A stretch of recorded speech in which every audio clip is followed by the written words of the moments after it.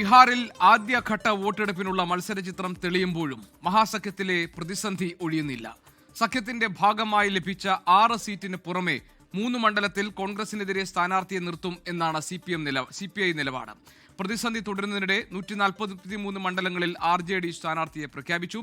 വിനീത VG പട്നയിൽ നിന്നുണ്ട് വിവരങ്ങളുമായി. വിനീത, ഈ മഹാസഖ്യത്തിലെ പ്രതിസന്ധിക്ക് ഇപ്പോൾ പ്രധാനപ്പെട്ട കാരണങ്ങൾ എന്തൊക്കെയാണ്? ഈ കോൺഗ്രസിനെതിരെ സ്ഥാനാർത്ഥിയെ നിർത്താൻ CPI ഇപ്പോൾ ഒരു നിലപാട് സ്വീകരിച്ചിരിക്കുന്നതിന്റെ പശ്ചാത്തലം എന്ത്, മറ്റ് വിവരങ്ങൾ എന്തൊക്കെയാണ്?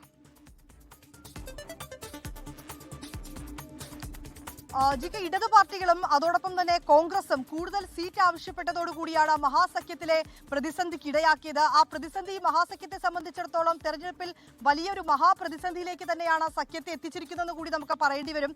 ആദ്യഘട്ടത്തിൽ CPIക്ക് 6 സീറ്റുകളാണ് നൽകിയിരുന്നത്. എന്നാൽ ഇന്നലെ നമ്മൾ ഈ CPI സംസ്ഥാന സെക്രട്ടറിയുമായി സംസാരിച്ചപ്പോൾ രാംനരേഷ് പാണ്ഡെ അദ്ദേഹം വ്യക്തമാക്കുന്നുണ്ടായിരുന്നു, ഞങ്ങൾ 9 മണ്ഡലങ്ങളിൽ മത്സരിക്കുമെന്നാണ് അദ്ദേഹം പറയുന്നത്. അതിൽ 9 ഇടങ്ങളിൽ 3 ഇടങ്ങളിൽ കോൺഗ്രസുമായി സൗഹൃദ മത്സരം ഉണ്ടാകുമെന്നും പറയുന്നുണ്ട്. അതേസമയം അദ്ദേഹം ആവശ്യപ്പെടുകയാണ്, ബച്വാരയിൽ CPIയുടെ സ്ഥാനാർത്ഥിയെ നിർത്തിയിട്ടുണ്ട്. ബച്വാരയെ സംബന്ധിച്ചിടത്തോളം അത് ഇടതു കോട്ടയാണ്, CPIയുടെ കോട്ടയാണ്. അതുകൊണ്ട് തന്നെ ഈ ബച്വാര മണ്ഡലത്തിൽ നിന്ന് കോൺഗ്രസ് നൽകിയിരിക്കുന്ന നാമനിർദ്ദേശ പത്രിക അവർ പിൻവലിക്കണമെന്നൊരു ആവശ്യം കൂടിയാണ് CPI മുന്നോട്ട് വെച്ചിരിക്കുന്നത്. ഏതാണെങ്കിലും ഈ നാമനിർദ്ദേശ പത്രികകൾ പിൻവലിക്കുന്നതിനുള്ള സമയപരിധി ഇന്ന് അവസാനിക്കും. അന്ന് ആ സമയപരിധി അവസാനിക്കുന്നതോടുകൂടി ഇതിൽ കൂടുതൽ ചിത്രം വളരെ വ്യക്തമായി തന്നെ തെളിയുമെന്ന് കൂടി നമുക്ക് മനസ്സിലാക്കാൻ കഴിയും. ഒപ്പം തന്നെ കോൺഗ്രസ് ഇതിനോടകം തന്നെ ആവശ്യപ്പെട്ടിരിക്കുന്നത്, കോൺഗ്രസിന്റെ സംസ്ഥാന അധ്യക്ഷൻ PCC സംസ്ഥാന അധ്യക്ഷൻ രാജേഷ് റാം മത്സരിക്കുന്ന കുടുംബ മണ്ഡലത്തിൽ RJD സ്ഥാനാർത്ഥിയെ നിർത്തുമെന്ന് പറഞ്ഞിട്ടുണ്ടായിരുന്നു.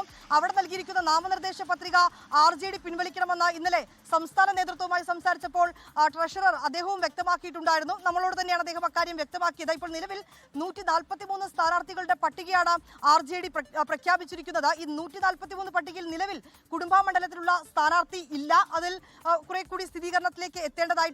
ഇനി ഏതൊക്കെ മണ്ഡലങ്ങളിലാണ്? നിലവിലെ സാഹചര്യങ്ങൾ അനുസരിച്ച് 9 മണ്ഡലങ്ങളിൽ ഒരു സൗഹൃദ മത്സരത്തിലേക്ക് പോകുമെന്നാണ് അറിയാൻ കഴിയുന്നത്.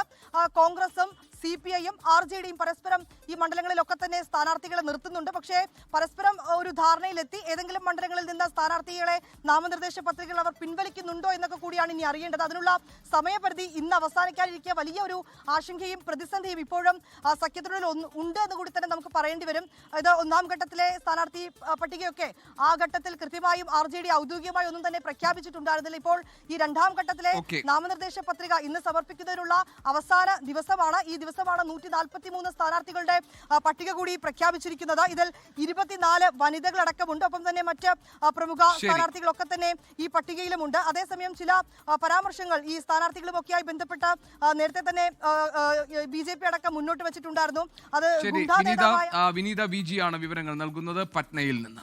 ലോകത്തെവിടെയായാലും ഏത് സമയത്തും 24 വാർത്തകളും ഓഗ്മെന്റഡ് റിയാലിറ്റി പാക്കേജുകളും എക്സ്പ്ലെയിനറുകളും വിശദമായി കാണാൻ ഞങ്ങളുടെ YouTube ചാനൽ നിങ്ങൾക്ക് സബ്സ്ക്രൈബ് ചെയ്യാം.